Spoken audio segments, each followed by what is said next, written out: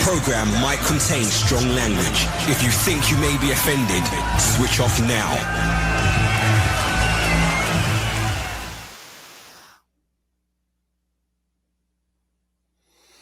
Hey everybody, welcome back to Inside Mojo. This is the podcast where we look back on WatchMojo's 20-year history on YouTube and break down the most pivotal moments in our evolution, as well as looking at the evolution of YouTube as a platform through our lens. I'm your host, Rob, and as always, I'm here with our CEO and co-founder, Ashkan Karbasfrooshan. What's going on, Ash? Not much. Busy week. Good start to the year. Have you recovered from the trauma of reliving your lawsuit in last week's episode? Yeah, that was fine. I even realized maybe I was, I was like, I've told that story many, many times, very, very diplomatically. So admittedly, I was maybe throwing in a bit more passionate, takes, but no, it's fine. It's 20 years ago. I'm glad I went through it once, but wouldn't want to do it again, as some people say. Very interesting story, and it leads into another interesting story, which we're going to cover this week. So I like how you said your reward for getting through that lawsuit unscathed was years of financial struggle to follow, which is what we're going to talk about today. It's WatchMojo running out of money and what happened. So take us through, what happened after you succeeded in fending off that lawsuit. Where did WatchMojo end up, and what happened in the short term after that? Sure. I mean, to give you a financial snapshot, we were so early that there was no real revenue model. Hey, good morning, Tyler. So there was no revenue model, right? So we were making less than like $5,000 a month in terms of revenue, if that. But we had like a team and we had expenses. So we were still spending and losing tens of thousands of dollars each month. So, the injunction was May of 2006, and then the settlement took until the next year. It was just a long time of wasting energy and whatnot. But so our expenses as a virtue of investing and growing the team was going up. So I had, I've discussed this, like I basically made $250,000 from the sale and from former glory. And I mean, in 2006, it was just depleting rather quickly. And the bitter irony of settling the lawsuit was that, okay, well, what am I settling this for? Once you turn your back on the lawsuit, you're looking at, you think it's a, light at the end of the tunnel, but it's just another oncoming train, basically. So I just want to let our audience know that we have a poll that's going up on the WatchMojo YouTube page, as well as on X, I believe. We would like to know, if your business or passion project was in jeopardy of failure, running out of money, would you mortgage your house to save it? Would you bring on a new partner in exchange for a piece of your company, or would you just let it fail and move on to the next project? So weigh in with your thoughts on those polls, and we'll revisit that towards the end of the show. I was asking you about investors. What was the process like of looking for investors, and what challenges were there for you early on? So that's a great question. It did not help that basically I'd start a content company. I mean, the reality was, false modesty aside, most investors ultimately bet on an individual. Like, you need a team. Without a team, there's nothing. But you need a crazy person. You need the misfits, the outcasts, this as Steve Jobs coined, founders and entrepreneurs. So my challenge was that fundamentally, it wasn't like the era after Netflix and House of Cards. It definitely wasn't the era of YouTube, writing checks. It wasn't Facebook guaranteeing dollars and Instagram. Like all of this did not exist. So, investors, you really have to understand, are kind of looking for grand slam outcomes. And that's really based on, there's like a number of fundamental laws, like Moore's law, Murphy's law. These things are coined for a reason.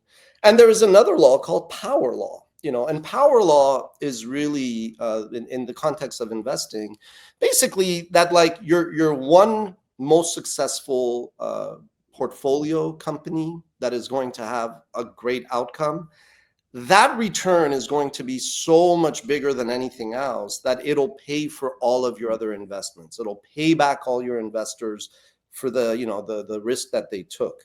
And that is the case, right? So let's say if Sequoia, which has a very good record, even Sequoia, there was in one of their funds, if they invested in Google, well, that returned, 1,000 or 1,000,000 times more than any other investment. So being like a finance grad and being like a student of this racket and, just being intellectually honest, I wasn't like shocked because I thought WatchMojo, okay, was not going to be $100 billion outcome. Very few companies in content get that kind of scale. But I also viewed it maybe naively that it was such an obvious thing to do, to me at least, that it was going to be a success. But whether or not it would be the kind of success that VCs, who are very much binary, hit or miss, grand slam or nothing. Long story short, it kind of like I understood it, as frustrating as it was, being just turned down as often as I was. What were Well, investors looking for at that stage? Like YouTube was in its nascency. yeah, even when they talk content, they were actually talking more like platforms to serve content creators. So this was what I saw. I basically saw this opportunity. If this represented like content, I was like, you have Hollywood that's producing like super premium content. There's not that much inventory. It's very scarce programming. And they're making a shit ton of money online. Sorry, on TV. You still think of analog dollars. There were like digital pennies at the time. So I was like, okay, common sense, MTV, ABC, Fox, these guys are not going to take their cream of the crop programming and embrace YouTube. And then if you skip the teal and green lines for a second, at the bottom, you had user generated content, which was really like changing the rules of engagement in media. Anybody with one of these bad boys is a media company. Even then, you could see that. But at the time, that was way too erratic and low quality, so to speak. So advertisers didn't want that. So it was pretty clear that if you produce content for that middle of the market, you could build enough programming, enough views, enough, kind of economic activity.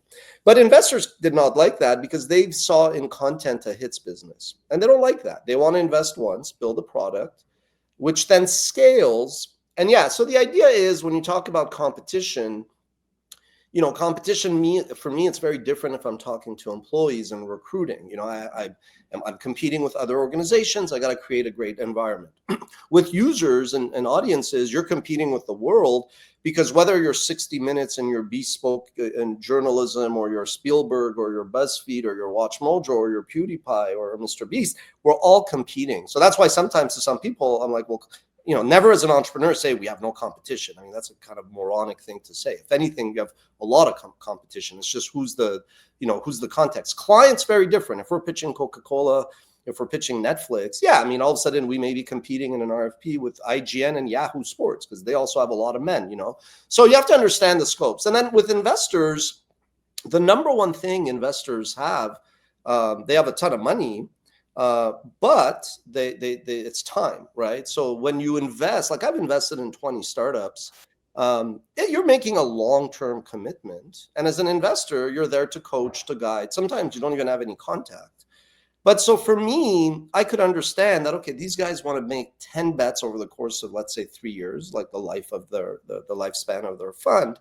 And they're willing for 9 out of 10 of their bets to go to zero, for one to be like $100 billion exit, so that if they own 2% of that at exit, they make $2 billion, which makes up the $1 billion fund that they had. And I was realistic. I knew that WatchMojo would be really successful, but it wouldn't be like some people are like, you still work? You must be a billionaire. I'm like, first of all, I like my work, but no, like WatchMojo is a success, but content companies are just not technology. They don't have the same scale. They don't necessarily command the same multiples and valuations. You could build a really, really successful business as we did, but I like content. This was my ultimate sin. I just really loved storytelling.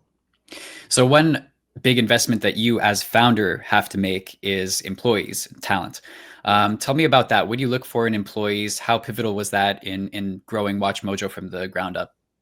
Well, I mean, look, I don't like to quote warmongers like Donald Rumsfeld, but he goes, you go to war with the army you have, not the army you want. So yeah, like in general, when you talk to, the most successful of VCs, they're always like set up in the Bay Area in San Fran, because that's where you have a lot of engineering talent, a lot of programmers. I love San Francisco, but I would never want to live in San Francisco. LA would have been interesting, but I was like, I'm not going to go set up in LA. In 2006, it was still very much Hollywood. It would have made no sense. New York made some sense, in terms of the capital of the world for media and all that.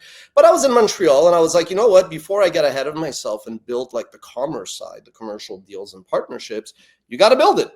You got to build it. You got to create the catalog. And I basically was hiring young creators who in the backdrop were being told that journalism was a waste of a degree and English was a waste of a degree and liberal arts were for losers. And I was like, no. I'm like, it's a degree. It's a skill. You have to apply it to something. So yeah, like I actually, because I was a jack of all trades, master of none, I was hiring people that really cared about the content. I was hiring people that maybe most entrepreneurs would not want to deal with, whether it was like journalism students or English grads or liberal arts, people that like could look and research and pay, create content that was, worthy of the time of the audience, no matter how crappy content was at the time. So I always was rather contrarian and, zigged when others zagged. So because I was building a content company, I was basically hiring out of Montreal. And admittedly, I was recruiting people who all had a chip on their shoulders, or there was something about each one that I was like, okay, I'll be able to activate this person and really get them to kind of become really the best version of themselves. And frankly, as cheesy as it sounds, a version of them that they don't even know they can. And that's what a good coach does. A good leader is you basically the sum of the parts. I know what I'm good at, I know what I'm bad at, etc. And I could kind of pick. And that's the thing. You meet people early on, and some bosses, they focus on the bad. Okay, we get it. Some guy isn't good at this, some gal's not good at that. Don't build around that weakness. Build around their strengths. So it's common sense, but just it worked, but it was a very long-term project, so to speak. In your book, The 10-Year Overnight Success, you talk about this endless chase and the shift to the creator economy, which I imagine played a big role in WatchMojo's development. Can you talk about that a little bit? Yeah, I mean, look, I think fundamentally the way I looked at things when I would talk to VCs, and I'm not one, like, same thing I've said about lawyers, there's good and bad in everything. I really fundamentally believe that like what is sustainable doesn't scale overnight, and what is scalable, it takes time. Like you really have to kind of chase quality partnerships, quality revenue, as they say, and you can't arbitrage your way to BS. So for us, I kind of always saw VCs a bit as like paper tigers, if you want to call them, like a lot of talk about finding companies that are built to last, but they would be chasing every fad. If all of a sudden somebody was launching, Crapster, the fart app, all of a sudden they were like, well, what is our fart app strategy? And I would be like, really? Like, so I saw every fad come and go. So for us, it was really just like the irony was, as much as that you have to be impatient, you have to be like, something has to bother you as an entrepreneur, you also have to be really, really patient, both with your strategy, with your people. And that's one reason why I actually think at 46, I would probably never start a company myself. Because it's really, really, really kind of taking a very long-term approach. Even there's an expression, being long-term greedy, like really like skating to where the puck is going to go and not necessarily seeing the market today. And this was a bit of a frustration of mine with VCs that, they kind of lack that long-term vision. They kind of lack that common sense. It was really, they were just like, oh, this fund down the street is doing this, so we have to do it and make more noise, essentially. So WatchMojo is going through this incredibly rough patch. How much did you personally have to invest in the company in order to stimulate it to So, I mean, my idea really thought that I was going to raise money. I thought I'd raise like $500,000, which at the time was like a reasonable amount to start. But I basically started to cover the costs. And before I knew it, I was in about $250,000 in terms of cash, savings. Look, $250,000 is both a fortune and nothing. Right now you do see some funds that some startups that start and they have like 5 million, 10 million, some 50 million, again, depending on what you're building. But to me, 250 was actually not insignificant, but we were going up against companies that had raised 5, 10, 15, some of them at the time, $45 million. And this is some random slide. I put $1 million because I didn't want WatchMojo to look small, but it was effectively 250 of cash, savings, stock, whatever, just all of it, not fun. And then when I ran out of money, well, I could shut down, which didn't really seem like a good idea. That's when I actually then went into debt and basically went through an additional $500,000. In the end, like the tail of the tape, our accumulated losses over the first few years hit about 898,000 Canadian. So again, ungodly sums of money depending on the context. But as a guy that studied this stuff, I was like, that's nothing, because I knew our competitors in the US were going through $5-10 million just making stupid decisions upon stupid decisions, So you had complete confidence that this would pay off in the end. There was no doubt in your mind. Okay, let's hold on. Were there moments when I would wake up and probably in the fetal position be like, what the fuck did I do? Yes, obviously. I felt like it was 1916. I'm in the French-German, border conflict in World War I in a trench and just being shot at and going, I'm going to die here in this hole. Like, let's just not lose sight of that. But when I took a step back, when I breathed, when I relaxed, when I kind of meditated or whatever, I was like, wait a minute. It's not like I'm holding on to some print magazine that nobody reads, but I love the art of a print.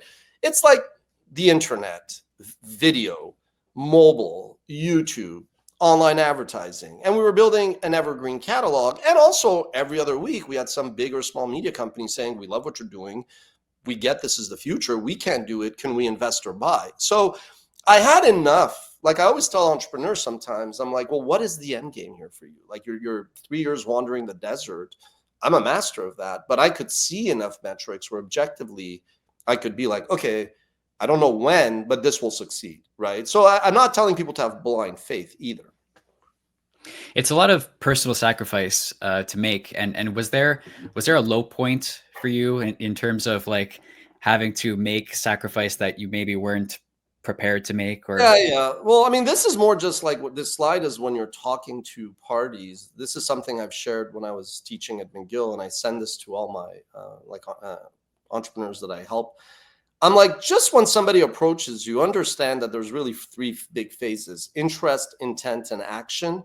So we would get people interested, kicking tires. A lot of them, and this is fine, were picking my brains because they wanted to go invest in something else, not even content. They wanted to understand, okay, how does the media content entrepreneur who might be a client of this technology we're going to invest in? So a lot of it I could sense was that, but it's business is about relationships. So I didn't mind, opening up, so to speak. But ultimately, very few, I spoke to 100, I got turned down by 100 VCs. Very few were moving to intent and even less to action. But to your question, the low point, and I wrote about this in the 10-year overnight success when I was kind of recapping. So like in 2016, I think Mark Zuckerberg, to his credit, him and his wife, she had a miscarriage and he publicized it, and it was good. It was good to raise awareness. So I had, my spouse and I, who's one of the co-founders, she experienced that as well. And with her blessing a decade ago, I alluded to it. And yeah, so July 1st of 2007, it was kind of like we were excited. Like while we had this WatchMojo project, we had this other project that we were looking forward to. And I learned that, yeah, like 30% of women in their first pregnancy do experience that, but few talk about it. And it was just this whole other like layer of stress and, just bad stuff. But that's life, like I know a lot of people in the last decade are like, I'm an entrepreneur. I'm like, do you understand what you're signing up for? Like, forget professionally, forget personally, but that professional and personal blender that you're about to go through for a decade. I'm like, you have to understand you need a lot of resiliency. You need a lot of, just tough, thick skin, just toughness that is, manifested in ways your colleagues don't even know. That day, I still had a colleague complaining about something. I had probably a lawsuit still, but it's just part of life. And, it is what it is. Yeah, I can definitely relate to that. My wife also dealt with a miscarriage in between our first and second kids. So I definitely feel you on that. Not an easy thing to go through. You feel guilty when you're like, you learn about, the way the body is and all that. And you kind of come around to see it, as not a positive, but you understand how, the body and science works, but nonetheless, it sucks, and you have all this hardship at work and then you get that. It was a particularly dark, lonely time. Yeah, no doubt. By the way, one guy who I won't name, it's not a bad thing. He was actually one of those that was like interested. He actually had invested in content companies. He was actually an investor in GameSpot, IGN competitor. Yeah. So he knew content. And when I was like, sorry for following up, I've been dealing with some personal stuff. And when I told him, he's like, oh, it's cool. I've moved on, not interested in investing anymore, which is happy to hear. Nice. But he's like, oh, like my wife also went through it, we'll share horror stories once. So I was like, okay, just thank you, You can relate on some level. What do you say to that? Yeah. So you mentioned having pitched to 100 investors. How many of them just straight up said no to you? And were there any that showed any interest? No, yeah, we had like over 100 no's, but to be fair, so this is one anecdotal, because this guy, I ended up investing in his project after. So we had, I would say, maybe 5 to 10 that were like not just interest, but intent. I don't really think we ever had like a term sheet from a VC, because very quickly I could see like this isn't going to work. But we did have like 2 or 3. Ironically, one was like, there was this software entrepreneur who was looking for his next kind of opportunity named Lauren. And like, he reached out to me and we actually became friends. And once in New York, we happened to be in the city together. And he's like, hey, let's meet up at a wings place. I was like, sure, I like chicken wings. And I realized he suggested Hooters. And I was like, you call Hooters the wings place? I'm like, I would call Hooters something else. It's like the tractor story in Seinfeld. But what's funny is then years later, even though he turned me down and a VC that he introduced me to passed when he wasn't interested, I invested in his company because I was like, I love restaurants, I love food, I like him. So I was like, why not? But it was a bit like I was thinking back, subconsciously, I'm like, am I investing like for just because like he passed? So I'm trying to, again, like humans are weird, but so we had 2 or 3. And even when I wrote the book and I alluded to all these, oh no, it wasn't before, it was before, because I mentioned this in the book. There was a Montreal-based investor, John Stokes. To his credit, he actually had worked in media. So when he set up Real Ventures here, which was kind of pioneering, I mean, they did help change the composition of VC in Montreal. He verbally offered us a $400,000 investment at an $800,000 pre-money valuation for like a third of the business. And it wasn't the money. It was just more, there was a few other terms that we didn't see eye to eye. And I remember vividly like meeting in between where he had his office and I had my office on the main, and a coffee shop. And it just didn't make sense. So he was like, you keep saying nobody offered you something. He's like, I like to point out that I saw what you were building, but never with the VCs, nothing ever serious, because also I didn't want to build a bullshit content farm. I'll be honest with you. And like a lot of these conversations were happening when like demand media was getting a lot of write-ups and they were just producing like content farm. And this was what they were proud of. And I was like, no. I was like, you have to, like, the content has to be good. It's like, yes, there is a volume need in online. You do need certain frequency if you want to be successful. But it's all relative, right? And I think I was a bit, even though a lot of VCs said it's good that you're like right brain and left brain, like you're creative, but you could read a P&L, you get all this. I was a bit more of like a content guy, a story guy than I think, I could have been if I would have brought on an investor who would have, frankly, there was another scenario that was funny. Bo Peabody, who was the founder of Tripod or GeoCities, either or, like one of the earliest social networks. I read one time an article that he was looking for content, and this was like 2008 or 9. So I was like shocked. I'm like, an investor who's looking for content.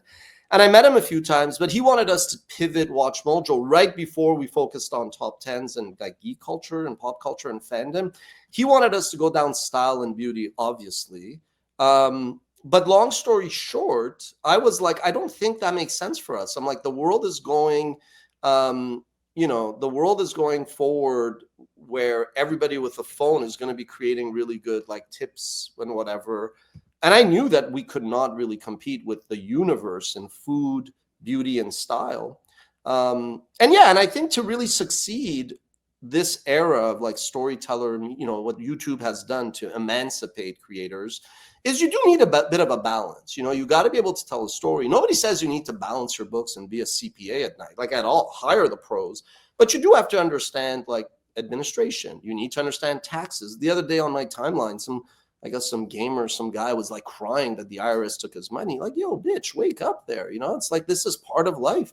Like, I love all you guys. We hire you in droves from like Concordia's journalism you guys are so lost about taxes, and not saying you guys, but they don't teach us that in school. Like, I don't. This is one thing I don't understand. And they're like, come teach, come help us, like guide students. I'm like, just it's the more pedestrian taxes, invoicing. Like we have to, like part of our training is this is a template. It's Excel or Google Sheets. This is an invoice. Like I'm like, what are you doing? What are you training these people for? You know what I mean? Yeah.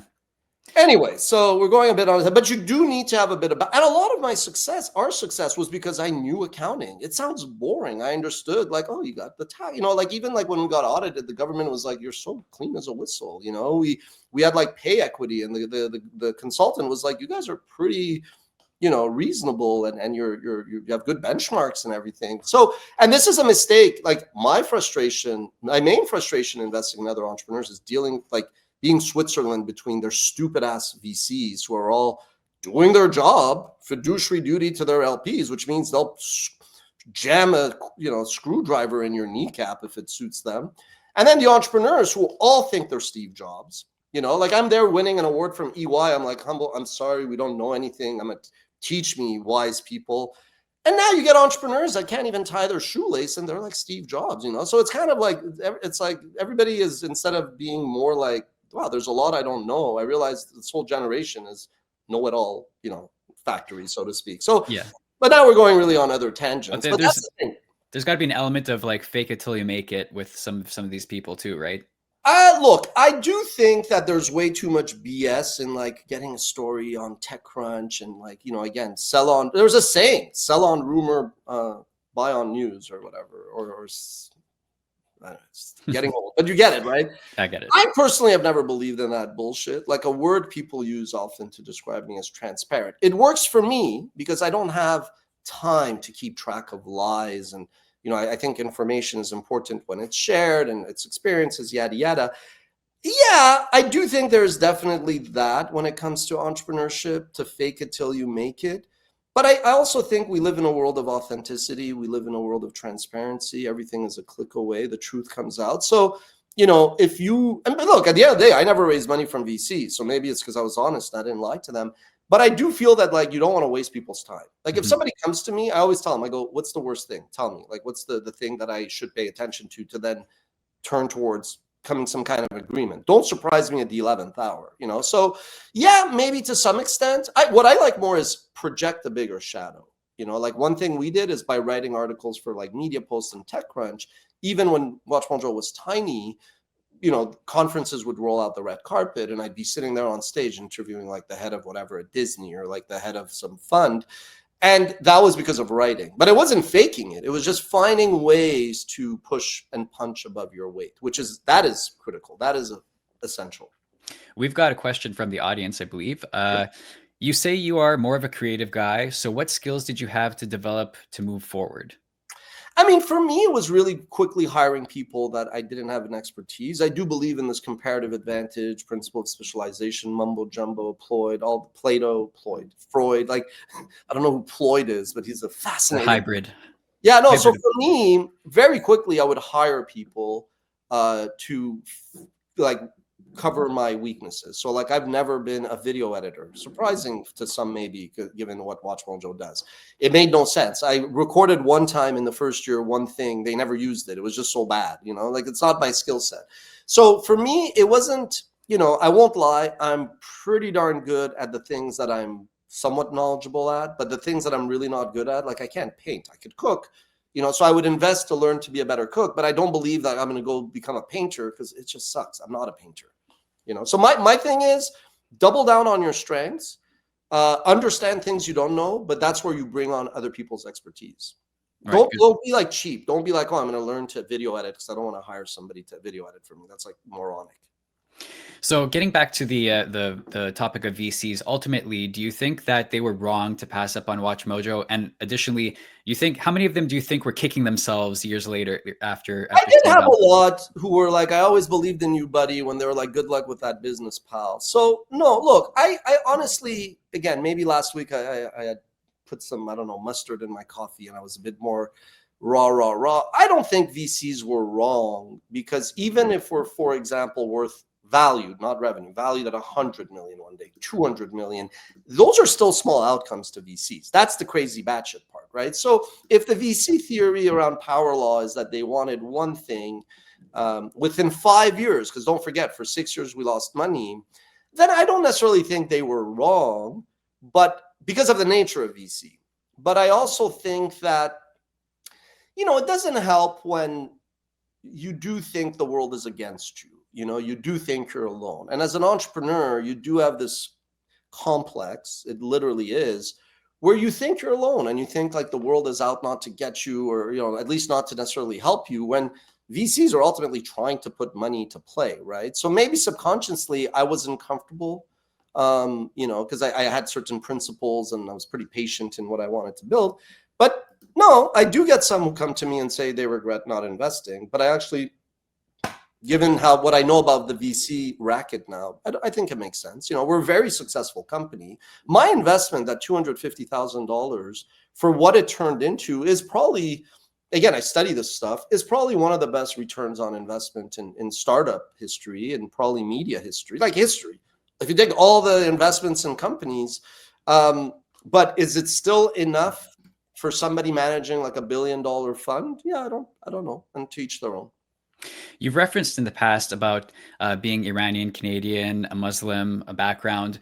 Not suggesting that that played into the reasons for rejection, but was that in the back of your mind as you were kind of pitching? Yeah, 100%. I mean, I wrote about this. I mean, you have to also bear in mind, I started my career after 9/11, even though I was secular, Western, atheist, agnostic. And I grew up like in a lot of like Jewish area neighborhoods. Like if you know Montreal, like I grew up in Snowden, which is right next to Hampstead and Côte Saint Luc, or when I lived in Westmount, and so I work in media where there is a high degree of representation, so I was always, it was weird for me because growing up, I was totally not Muslim. I was as Canadian as they come.